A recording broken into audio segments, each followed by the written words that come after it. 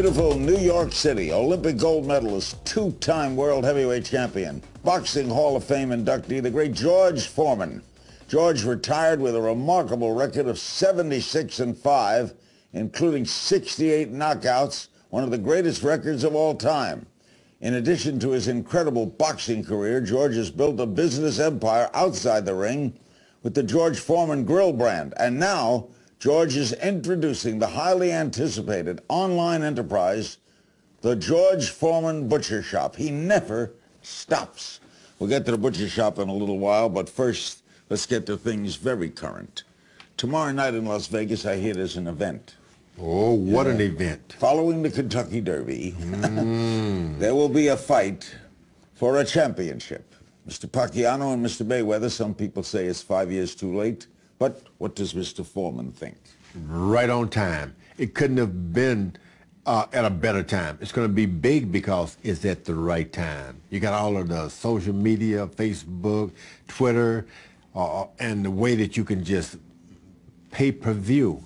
It doesn't even hurt. That was the time you have to think about it. Now you can just punch, I'll buy. It's going to be the biggest thing that ever happened. I'm glad it's boxing. So it wouldn't have happened 5 years ago. We no, didn't have 5 years was too soon. It's the right time. And the fighters are at the right age, too. I mean, their muscles 36, are 37. The muscles have developed. They'll be able to go through 12 rounds without being exhausted. And they're too smart to get knocked out. So we're going to get 12 rounds rather than one of those Floyd Patterson, Sonny Listons. Pay all that money and then they're on the floor. Do you plan to attend? No. I'm going to buy this pay-per-view. I'm going to buy it at about 2 or 3 different places because I got one family here, the other family there. George, you get around. Yeah. Where will you physically be? I'll be in Houston, Texas. That's the home of George Foreman. Okay, tell me how you see the fight.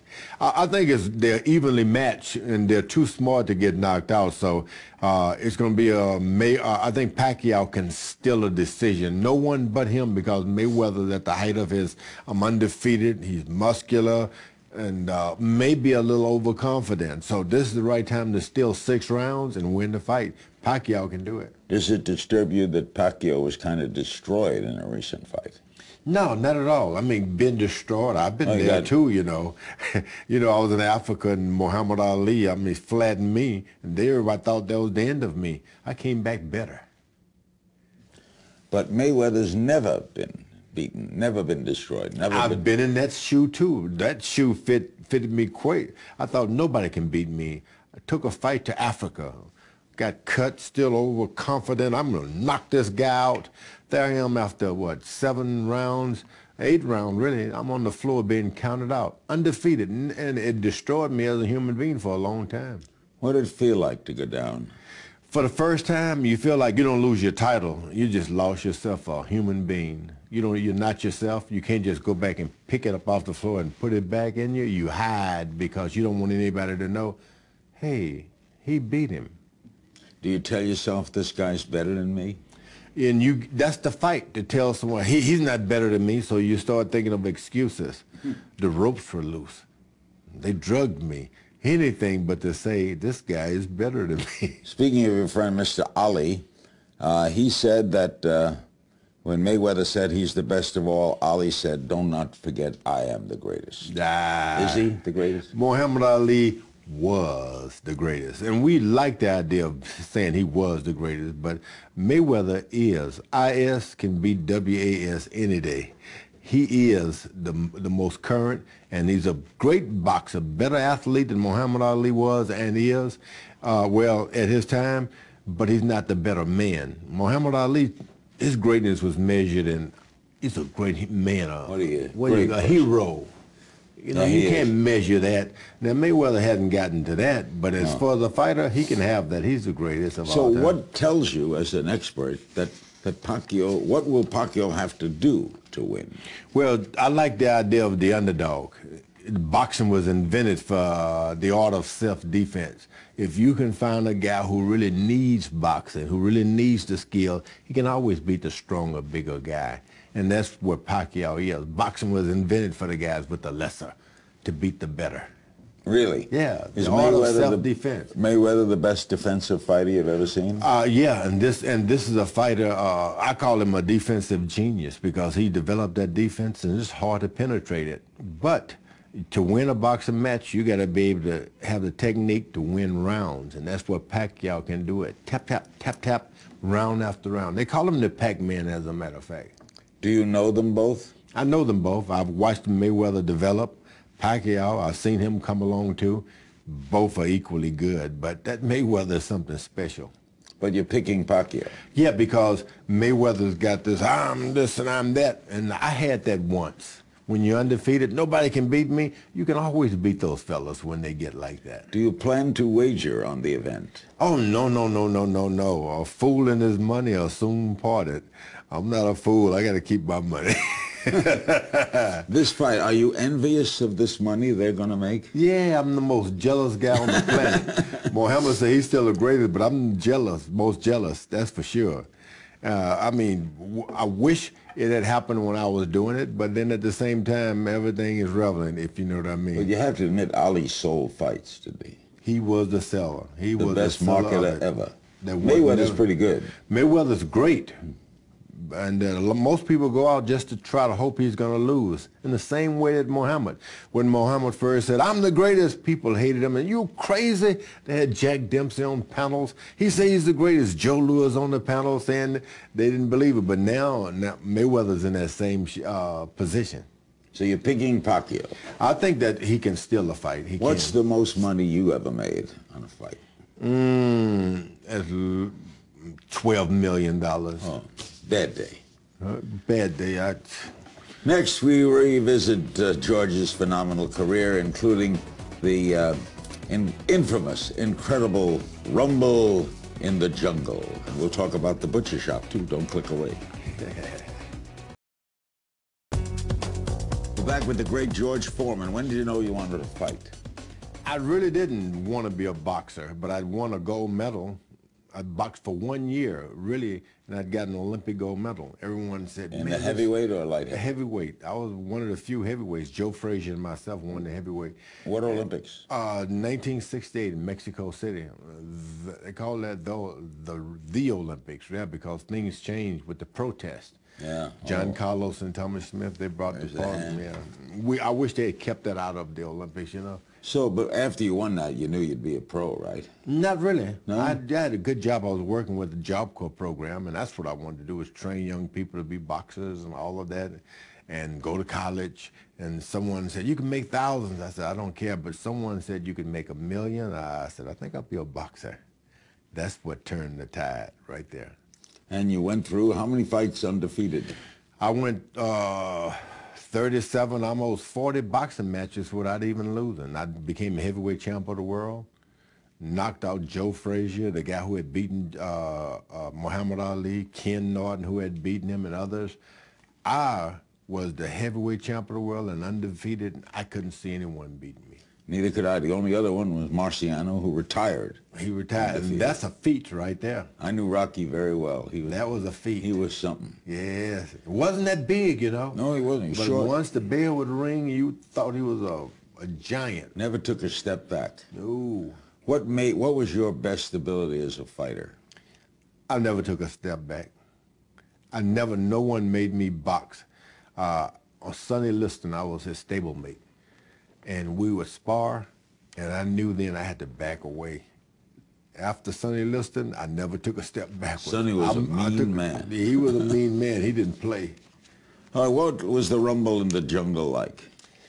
Probably the most, we picked the fight to go out of Africa because the government there would pay more, wouldn't take any taxes, just to highlight Mobutu, Sese Seko.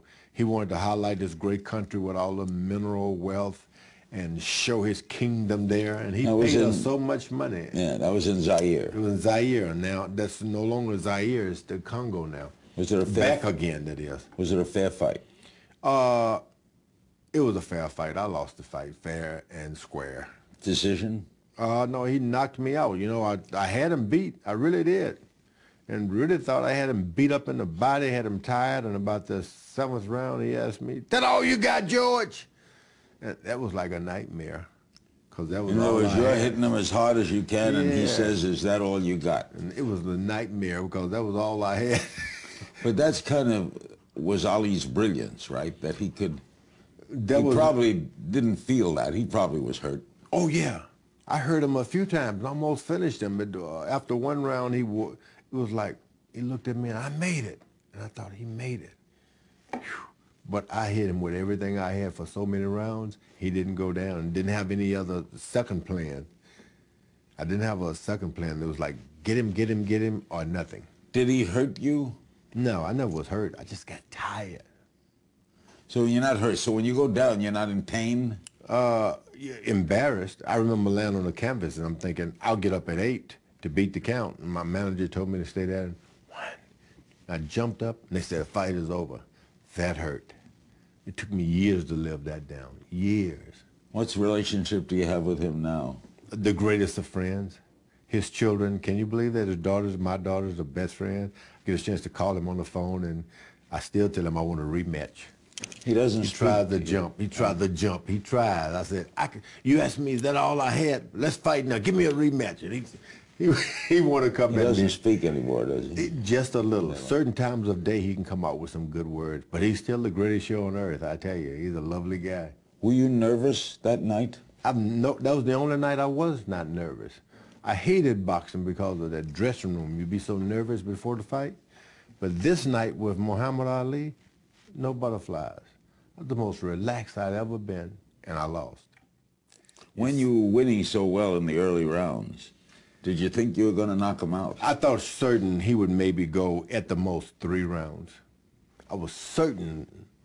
So nobody can stand up to me. This is my judge. This is my referee. This fight is not going to last. I was shocked. After about 5 rounds, I couldn't believe it. Marciano told me that despite all his success, he never loved the game. He didn't love it. Did you? And I'd heard once a guy, I was in the gym, and I asked him, that's when Muhammad was in exile. I said, tell me something about Ali. He said, well, he loves boxing. I said, that's impossible. So I came back 20 years after for another comeback, and then there I am, almost 50 years old, and they're telling me you should stop, and I realized I loved the sport. I loved it. Why? It was something I could do better than anyone else. I could outdo it. I go into the gym, all the kids come in, they're 21, 22, 25. There I am, an old man, and I can do anything better than anyone. I could teach them and show them. I love boxing. Why did you fight at 50? You know, you just figured I can beat them. I worked for HBO all those years, and they keep saying the heavyweight champ of the world, and you keep thinking, I can beat this guy. That's why I had to quit that job, because I figured I'd be doing that until I'm 80 years old, because I figured I could beat anybody at any time. And Holyfield keeps fighting, right? Yeah, Holyfield will stick at it as long as they'll let him do it, too. More with George Foreman after the break.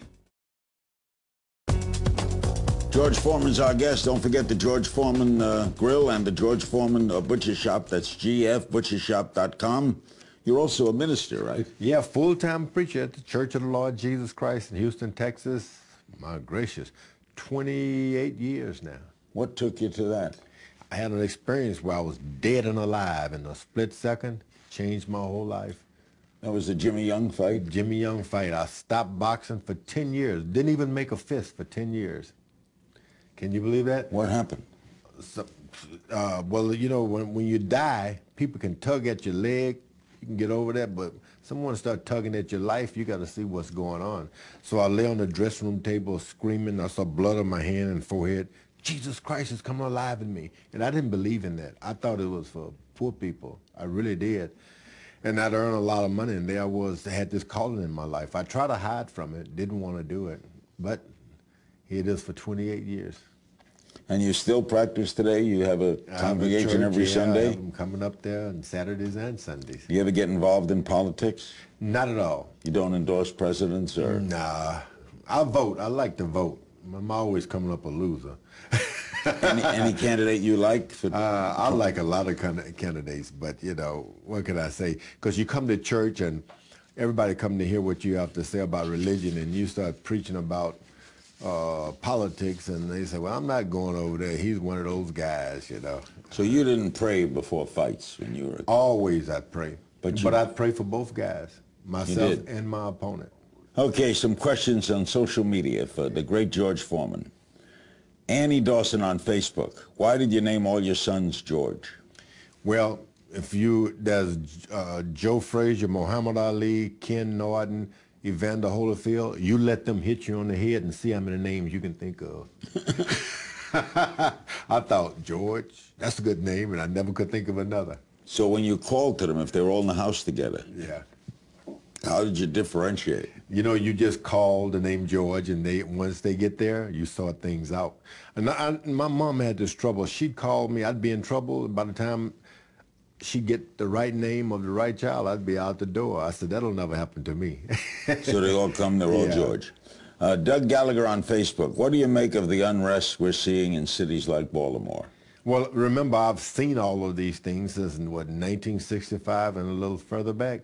It comes with a society, civilization. That's part of the offshoot of it. They're going to always happen when we forget and neglect our children. You got to always be on their back. Ken Dawson on Facebook. Have you ever considered becoming a boxing coach? I've tried to train a few boxers. I really have, but it seems that I worked them so hard, they are like, get him out. Because I do work guys hard. Did you work hard when you were... I worked hard, and that's because I never got hurt, and I wanted to make certain kids would never get hurt. Justin Har on Facebook. Is there an up-and-coming boxer who excites you? Not now. I'm looking for something special now. We don't have a great heavyweight, do we? No, we don't have the Russian. I would just wake up one day and see a great heavyweight screaming and hollering like Muhammad Ali. That would make me so happy. The Russian. If you ever fought a guy 6'8"? Yeah, I fought big, tall guys, but boxing is not really suited for extra big guys. He's been able to escape because there hasn't been any good heavyweights around. It's not suitable then for if you're really tall. No, it's not really good. At Buff Vegzo on Twitter, do you want your legacy to be your boxing or your business pursuits? Both. I had a good time in boxing. Nothing good would have become of my life if I hadn't found boxing. It even brought me to the doorstep of the Almighty. Boxing, I love it. Little game of If You Only Knew. I'll just throw some questions at you, George. Remember the first girl you kissed? Oh, yeah. What was her name? Frida. Frida. And where was it? Houston, Texas. How old were you? About 17. Late? Yeah, late bloomer. Late. You ever know what happened? They were like, I'm not kissing him. You ever know what happened to Frida? Yeah, I talked to her all the time now. I've never forgotten. What's your favorite city to fight in? New York City. Least favorite city to fight in? Springfield, Missouri. Most underrated boxer of all time? Sonny Liston. Underrated? Uh-huh. Got a bad rap with that. Got a bad rap. He couldn't live past his reputation. Overrated boxer? Overrated boxer, everyone deserved that little rating they get in boxing. I'm not going to say that. If not boxing, then what? If not boxing, then... What would you have done? You'd have made money. You'd have been a I was the best dishwasher that ever worked in a restaurant. And I learned to mop floors. No one to this day is better than I am at cleaning floors and washing dishes. So you could have owned restaurants. I could have cleaned up your own restaurant. There you go. Or opened a cleaning service, knowing you, George. I was good. There would be the George Foreman mop-up service nationwide. Call in, buy this George Foreman mop. Best piece of advice you ever received? Carl Hemp, a past Mr. America, said in a speech, you're fighting because people are calling your names. You're an American. That's your name, and no one can take that away from you. It blew me away. I didn't know that. Proudest accomplishment?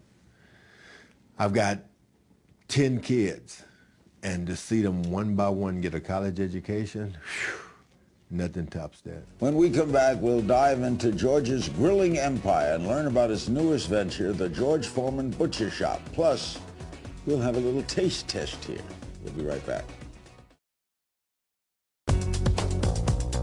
We're back with the great George Foreman. Or how did you get into this business? How did the George Foreman grill come about? It started off as a joke now because everybody was laughing. George Foreman, how can he be heavyweight champ of the world when his training camp is next to Baskin-Robbins? They made all kind of jokes because I was so big. And so I went along with the jokes, eating burgers and carrying on. And I got tagged with the burgers. Did well on Madison Avenue doing commercials, and a friend said, George, why don't you get your own product? You're making everyone else rich. I said, okay. They said, no money. Let's start this joint venture. And we started to grill. And I didn't expect much of it because it's kind of mechanical. But my wife showed me it works. Sold for a while, maybe 10, 20. And then one day we looked up, it was over 100 million of those things sold. It was a shock. What made that grill special? It worked. You know, and having a product, and everybody can sell one or two, but people only come back because they said it worked. They believed in it. It worked, and the word of mouth. People told their friends. Doctors would tell them. They still sell the grill. It's a success. Do you still do commercials for the grill? Not at all. Now I'm trying to sell the most important thing in the world, the things that saved Native Americans, the things that moved this country east, was meat. So tell me about the butcher shop. The George Foreman butcher shop. It's George Foreman. You get online, George Foreman, GF.com butcher shop. Butchershop.com. And what do we find online? You're going to find the finest of meat, pre-seasoned, ready to part. Wow. Whoa. See? And that's some of the beef. Peppercorn. Wow. It's cold now, but it looks great. And these are some of the how things do you sell this? If I go on the website, how do I order? What do I order? You just see, and I'll once you get on there, I'll instruct you and tell you how to do it. Come May the 5th, and I'll tell you how to do it. I'll show you the things right there. It'll break next week, May 5th? May 5th, and you could come out there and look there and say, I think I'm going to have the ribeye, which is my specialty, because I love the ribeye. And you ship the ribeye to them? Right to your door. Frozen. You get it, yep, and ready to serve. Some of these things like this will be pre-seasoned. All you got to do is put it in the oven. I put it on your grill, I did. My wife put it in the oven. You want it, you got it. And these little hamburger things? Yeah, you can make those. That's the beef tri-tips there. Cut up. Sliced into it. You got someone put a little. How many different things are you selling from the butcher shop? Oh, and then if you buy all the things, you'll get some mac and cheese thrown in. That's the most important thing, and I love it. I'm not really a mac and cheese guy, but on this GeorgeForeman.com or butchershop.com, you're gonna see mac and cheese. You're gonna taste it. You're gonna love it. All right, starting May 5th, which is next Wednesday, will we be seeing you everywhere? Everywhere. And eating and enjoying my life. This is the best thing that happened to me. I grew up hungry. Now I get a chance to sell something I really love. Do you tape it in a place that looks like a butcher shop? Oh yeah, we'll be going to butcher shops, and at the same time we got a place ourselves, the George Foreman Butcher Shop, and we've teamed up with farmers and ranchers all around the country who got some nice grass-fed cattle. And they've never had antibiotics and all of the steroids. And so this is healthy. This is healthy, and that's what you want to do. Put the healthiest, the juiciest piece of meat on every home and every table. Have you always had a business head? I mean, I think that's why you go into boxing. The first time I want to be famous, and then you realize after it's all over, I should have kept my mind on the money. Because all boxers, I always tell them they have boxing. And they have the protective cup that the guys wear under their trunks. They should put that thing on their head because all of the boxers end up with a lot of baby and no money. So if they take the cup from down there and put it on the head, that's not a bad idea. They get end up with some money, maybe no babies. So the butcher shop starts on May 5th that we'll be seeing, and people start ordering right away. You can just get right on there at George Foreman, GFButchershop.com. GFButchershop.com. George, which is George Foreman, and you can just get on there and order all you want. And it'll come, we had a value pack that'll feature about 5 different items that we have. Like what else you can get? We have the chicken sausage. Some of them are wrapped with bacon. I told you about the ribeye steaks, and then there's a piece of chicken for those. And if you happen to have a vegetarian, they're going to love that mac and cheese. Oh, You are a seller, George. You never stop. Oh, it's so good. For the first time, you can have it delivered to your home. You don't have to go anywhere. And then take the grill out and have a ball. How expensive? Well, and that's the thing that we're searching all over the country. If whatever we can find that's nice and juicy, we look at that price and we beat it. We beat prices that you pay for whatever. You beat the supermarket? Yeah, we're going to beat the supermarket because this is the old-fashioned butcher shop. I remember the butcher shop. Are there any butcher shops anymore? That's what we've gone back to, the old George Foreman butcher shop. So that the butcher picks out the right meat. He hopes you like it, knows what you like, and if you don't, he won't put it back and give it to you anymore. My mother never bought meat at the supermarket. Always the butcher shop. Isn't that beautiful? Show me the lamb chop. Let me look at that. See and that? They display them out front. Do you ever butcher yourself? Well, you know, I live on a ranch in Marshall, Texas, and of course, every now and then I want to get out there and make certain I harvest a nice piece of meat for the family that we barbecue, and I go out and I do a pretty good job. Now, this is an expensive proposition to get in a business like this. First, you got to be geared up all over the country. You got to buy a lot of television time, right? You got to be seen everywhere. So you got to go to work. The money's going out before anything comes in. You got to go to work, and there's nothing wrong with that. Nothing wrong with that. As you say, your mom and dad, nobody gave them anything, huh? Nobody. They had to get out there and work, and that's what I've done. I'm not looking for an easy way out, but I want to make certain I get the best product out there. Everybody loves it, and they're going to say, what is George doing? They buy it, and we'll get better. Go to gfbutchershop.com, right? That's right. George and order some great meat from George himself at the Butcher Shop. It starts next Wednesday. Thank you, man. Thank you. Big thanks to my guest, the great George Foreman. Be sure to look for George Foreman's launch of the George Foreman Butcher Shop. And as always, you can find me on Twitter at King's Things. And I'll see you next time. And don't mess around with me. Oh, no.